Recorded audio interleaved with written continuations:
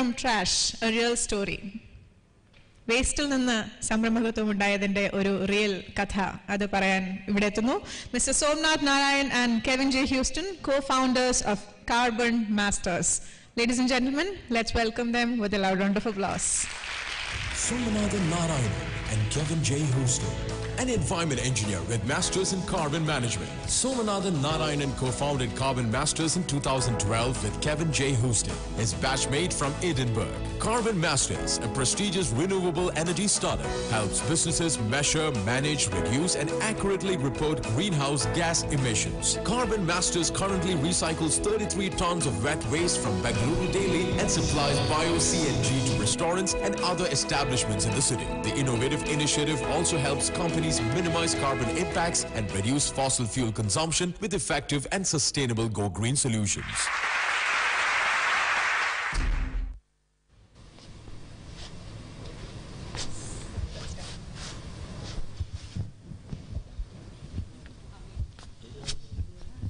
Good afternoon.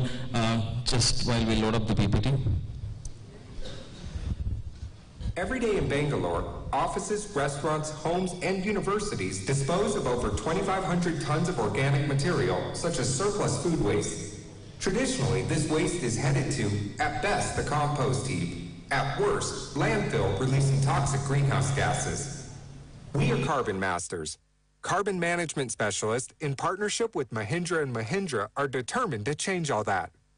By diverting this organic material and combining it with microorganisms in a process called anaerobic digestion, we are able to reuse that waste and turn it into clean, renewable energy and organic manure.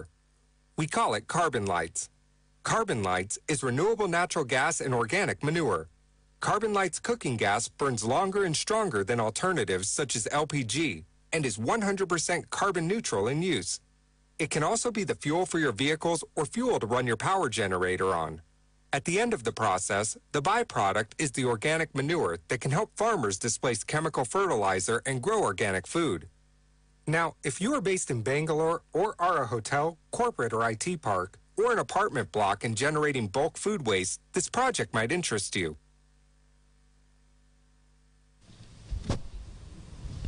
Well, good afternoon, everybody. Som and I met some 10 years ago in Edinburgh University, where we were both studying for a postgraduate degree in carbon management, the science of climate change. I'd come in from a lengthy career with big corporates like Procter & Gamble, PwC and IBM, and Som had come up from Bangalore. And after that year, we set up a company called Carbon Masters, whose mission in life was to work with organizations to help them address the climate change issue by developing innovative energy solutions. We did that for 2 years reasonably successfully in Edinburgh in Scotland until Som's visa ran out and he came back to Bangalore where we set up Carbon Masters, naively assuming that we could do the same thing in India that we were doing back in Edinburgh, and we fell on our backside.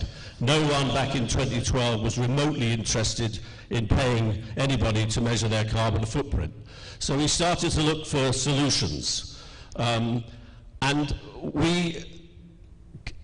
as Nagar said this morning, what we were looking at is what problem are we trying to solve? Now in Bangalore, thousands of tons of organic waste, as you heard in the video, either gets dumped in a landfill or goes to a compost heap, and it releases a toxic greenhouse gas called methane. And that's a real issue. On the other side of it, India is the second largest country in the world for the consumption of liquid petroleum gas, which is a fossil fuel. If you burn that, it releases CO2, which affects the climate. And thirdly, because of the indiscriminate use over many, many years of chemical fertilizers and pesticides, Indian soils have now hit a yield curve where farmers are having to put more and more fertilizer in the ground to get the same amount of food product out of it. And they're ruining the soil from a health point of view. So what we're looking at is how do we take those three big problems and come up with a solution? And what we've done is try to do that, as Som will explain.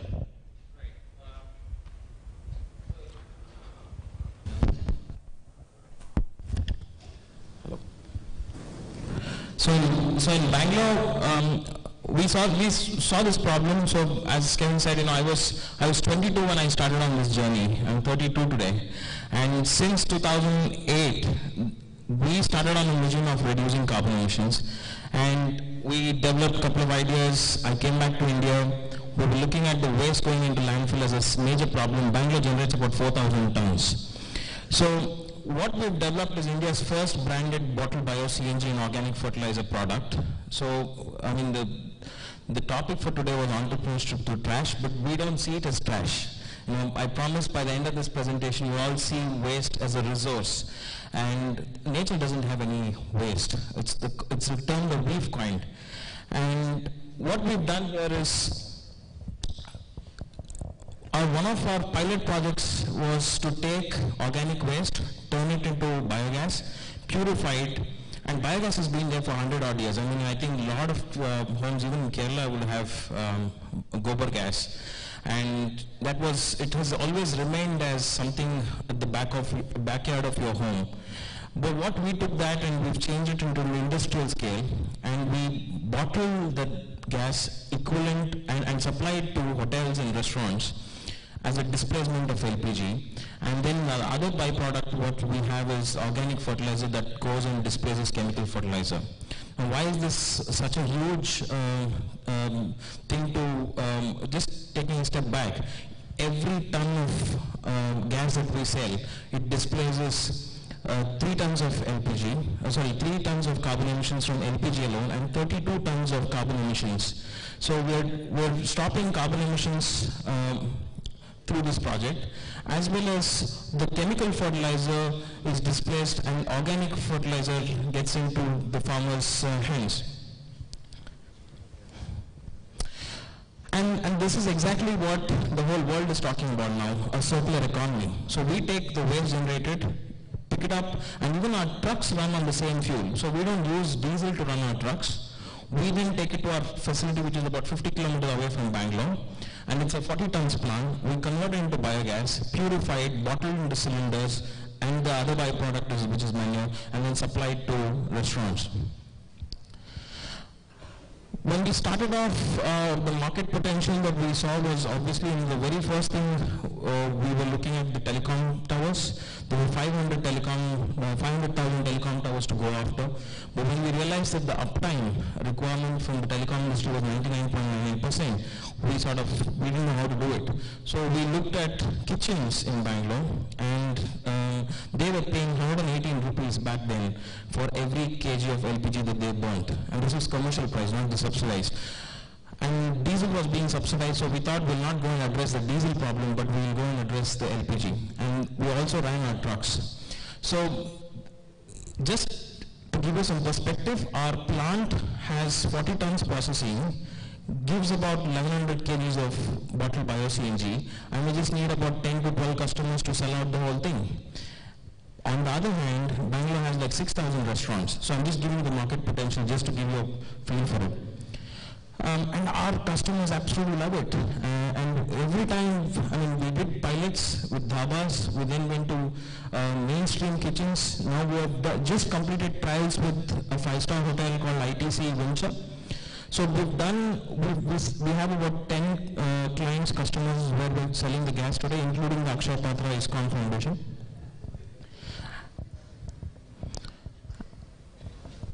Previous slide. Yeah, next one please. Yeah, so it started up with so just to give you all the young aspirants, entrepreneurs out there, just to share our journey. We started out in 2014, and our journey goes back to 2008 when we started out as an idea for carbon emissions, to reduce carbon emissions, but we nailed on a proper sort of a project by 2014 on bottling of bottled bio-CNG. We launched the pilot in 2014. We then went on and convinced Mahindra & Mahindra to invest the majority of the capex. We then met Indian Angel Network. Naga is one of our investors. We convinced them to invest in us. Indian Angel Network and Sandham Ventures have invested in us. And then our first large-scale plant got commissioned only earlier this year. And then we are currently processing about 30 to 35 tons of wet waste per day and converting that into bottled bio-CNG. So it's been a long journey and we've had a lot of failure to put up with, but we're now looking like we can build a very successful business in India. And I guess there's a lot of young people here today, you were thinking about entrepreneurship and why should you do it. Everyone will, as you heard this morning, everyone will tell you, don't do it, it's a bad idea, or that won't work, or you'll never get the money for that, or go and get a proper job. The actual interesting thing today is, for someone who's worked most of my life in big corporates today shed more labor than they're hiring. The risks in going to work with a big corporate today of having a long-term career are actually no greater, I would argue, than the risk of being an entrepreneur. You know, there's no security in employment with major companies in the world today anyway. So you should, and it's been said this morning, and I can speak from personal experience, there's no better time to be an entrepreneur right now, and my view is there's no better place in the world right now to be an entrepreneur than to be in India. And that increasingly, the issue is, you can be a conventional entrepreneur, I've got nothing against that if really what you want to do is make money, but actually the real issue is to take a problem and use the brains and the talent that God gave you in your hard work to try and solve that problem. And that's what India needs. Thousands, hundreds and hundreds and thousands of young people like yourselves who are going to look at that problem and solve it, because you will build a big successful business out of it, just as we're hoping to build a big successful business out of Carbon Lights, because we think we can scale that across India, displacing fossil fuels in cars, in vehicles, and for commercial cooking across India, and also give farmers a better fertilizer to use on their soils to improve their crop yields. So what we do has a real impact. From just an employment point of view, a year ago today, we had 6 employees in the company. We're employing nearly 50 people in our plant today, and if our plans come off, we'll be employing between 500 and 600 people in the next 3 years. That's just one small startup company. And the beautiful thing is, the 50 jobs we've created are 150 yards from a small village just outside the even smaller town of Nellore in Karnataka. So we're bringing employment to those areas of India that lack that employment, as well as having jobs for smart sales and marketing and business development people in our offices in Bangalore. So I really want you to encourage you, don't think about being an entrepreneur, just get ahead and do it. And if an old guy like me, a corporate suit, can after 35 years come to India and set up with this brilliant young man here a successful business, you can too. Thank you very much indeed. Great. We want to have more time for questions. If there is anything, we'll be happy to answer them.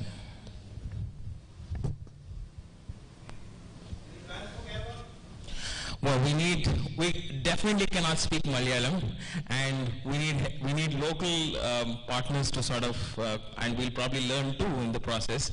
But I think the thing about just being in Karnataka and just being in Bangalore is like producing 4,000 tons, and we've just set up a 40-ton plant. So if you have to scale this, we keep thinking about, we have very short span of time, and the only way to do it is probably look at a franchise model, look at tying up with local entrepreneurs, and do it as an entrepreneurship model in every state. So definitely yes, if there is a good amount of interest.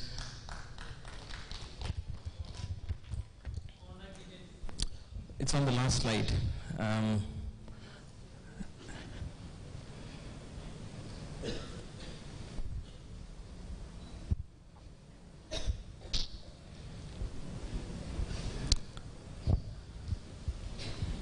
Yeah, I'll ask Nisha to share with the participants, please. Yeah. Yeah, that's here. Yeah. Any others?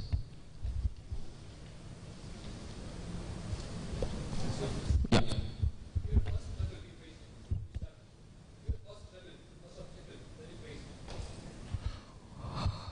Several, I mean, I can tell you so many. Well, is it in India or in the context of entrepreneurship journey itself? Yeah, I'm just like, Bangalore, went to UK to do my masters, and the very first thing back home, they were shocked when I said, we and Kevin are starting this venture. And it was, everybody goes to UK putting this big bank, taking a big bank loan, so did I. And then at the end of the program, we'll set up a company and to solve the carbon problem. And the university supported us. They gave us a £10,000 free interest-free loan. And we spent about next 3 years working with the UK universities and a lot of public sector organizations. And one thing that we've realized is, there's no light bulb moment that you get an idea and then that's it. You always need to keep refining it. And you'll have to refine it according to the market, you'll have to refine it according to your customers' feedback. And finally we've ended up, it was like, we became overnight celebrities. Both me and Kevin are featured in the Forbes. But it's taken us 10 years to get here. So, and with a lot of refining of our business model. I think the other attitude to like problems is your attitude to failure. You've got to want failure. And again, I've learned all the lessons I've learned in life of when I've failed. Success doesn't teach you anything. It can actually lead to complacency or arrogance. So you've got to deal with the fear of failure and overcome it. Because you will fail as an entrepreneur. That's how you learn and get better. So that's how you should approach problems and failing to solve those problems, because you can learn out of that. So you have to have that different attitude towards failing than we conventionally approach. We try to avoid failure.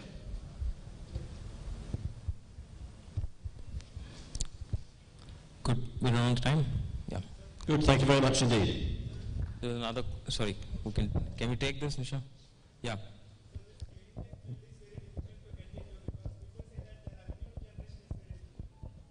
Well, from at least what we are doing, see, it depends on which part. Clean tech is a very wide space, right?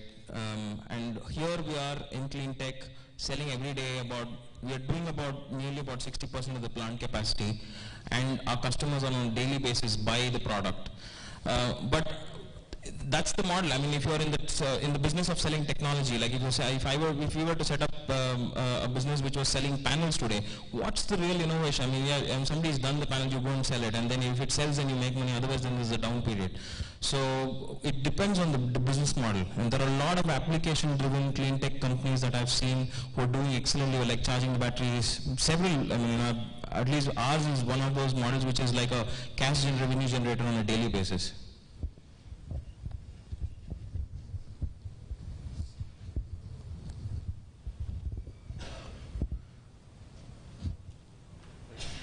Good. Thank you very much.